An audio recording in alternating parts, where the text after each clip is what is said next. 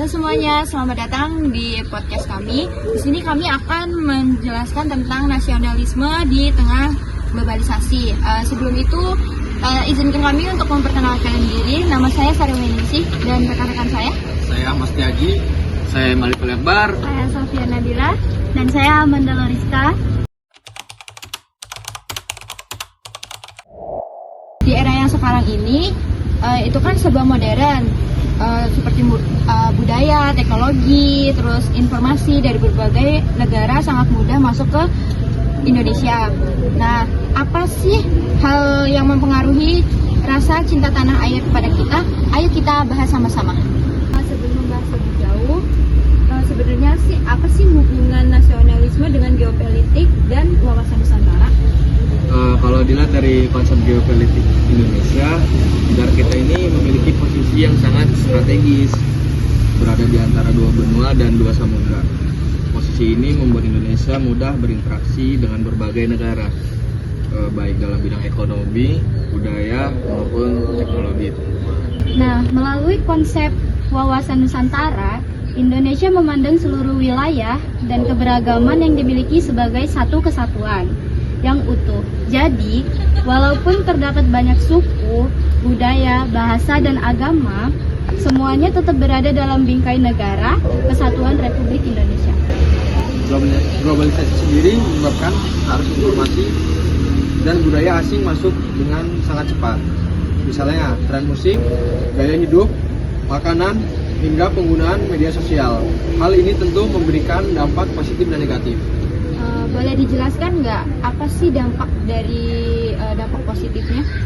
Dampak positifnya, masyarakat Indonesia menjadi lebih mudah memperoleh ilmu pengetahuan, teknologi, dan menjalin kerjasama dalam negara lain. Hal ini dapat meningkatkan kualitas sumber daya manusia dan memperkuat posisi Indonesia di dunia internasional.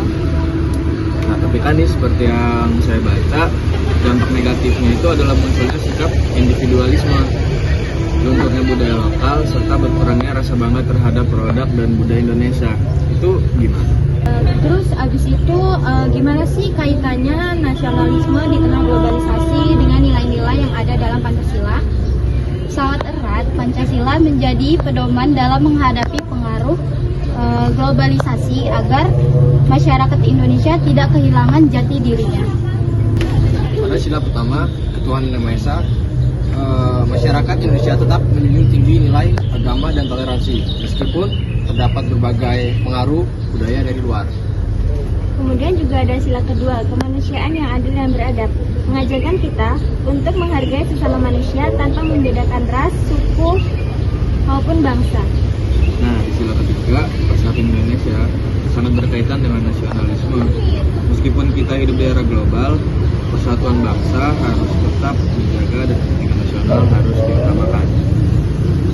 Pada sila keempat, kerakyatan yang dipimpin oleh hikmat kebijaksanaan dalam permusyawaratan perwakilan, masyarakat didorong untuk menyelesaikan masalah melalui musyawarah dan menghormati demokrasi. Sedangkan di sila kelima, keadilan sosial bagi seluruh rakyat Indonesia, mengingat bahwa perkembangan globalisasi harus memberikan manfaat bagi seluruh masyarakat, bukan hanya kelompok tertentu. Lalu menurut teman-teman nih, apa sih contoh nyata tantangan nasionalisme yang kita hadapin untuk saat ini? Salah satunya itu adalah banyak mengenal generasi luar, budaya luar dibandingkan dengan budaya yang di dalam, seperti daerah sendiri. Kayak contohnya lebih menghafal lagu dari negara lain, tetapi kurang mengenal lagu tradisional. Selain itu, penggunaan media sosial juga nih dapat memicu penyebaran hoax dan ujaran kebencian yang dapat mengecam persatuan bangsa. Ada juga kecenderungan masyarakat yang lebih memilih produk luar negeri dibandingkan produk dalam negeri. Padahal kualitas produk Indonesia itu tidak kalah baik loh. Jika kondisi ini dibiarkan, maka semangat nasionalisme dapat semakin menurun dan identitas bangsa Indonesia menjadi melemah. Kalau begitu, apa aja sih yang dilakukan biarin nasionalisme itu tuh tetap terjaga di tengah globalisasi ini? Pertama, mengingat pendidikan karakter dan pemahaman tentang nilai-nilai Pancasila sejak dini.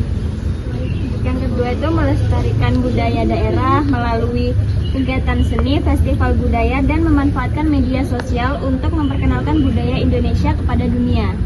Nah, yang ketiga, menurut saya ini udah saya catat, menggunakan teknologi secara bijak serta menyaring informasi yang diperoleh dari internet agar tidak mudah terpengaruh oleh hal-hal negatif. Nah, kalau dari yang keempat ini, menurut saya itu ya kita harus mendukung produk dalam negeri Betul. sebagai bentuk kecintaan kita terhadap bangsa, sekaligus membantu meningkatkan perekonomian nasional. Betul. Jadi di era globalisasi ini tuh sebenarnya bukan sesuatu yang harus ditakutin ya. Oh, iya iya. Iya. Iya, Nah, benar. globalisasi harus ditentukan sebagai peluang untuk maju, tetapi tetap berpegang teguh pada identitas nasional dan nilai-nilai Pancasila. Dari pembahasan kita hari ini berarti dapat disimpulin bahwa globalisasi itu tuh membawa banyak perubahan dalam kehidupan masyarakat. Iya. Berdasarkan dari konsep geopolitik dan wawasan Nusantara, Indonesia harus mampu menjaga persatuan dan keutuhan bangsa di tengah derasnya arus pengaruh dari luar.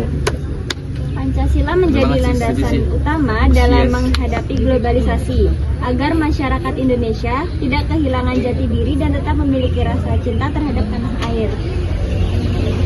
Nah, nasionalisme tidak berarti membudayakan budaya asing atau menolak budaya asing, tapi mampu menyaring pengaruh yang masuk dan mengambil hal-hal bermanfaat bagi kemajuan bangsa.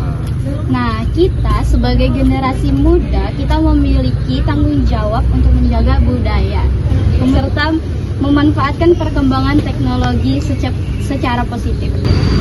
Karena bangsa yang maju bukanlah bangsa yang melupakan identitasnya, melainkan bangsa yang mampu berkembang tanpa meninggalkan nilai-nilai yang menjadi ciri khasnya. Oke. Baik, jadi itu tadi pembahasan kita tentang nasionalisme di tengah globalisasi. Terima kasih yang sudah mendengarkan. Sampai jumpa di episode berikutnya.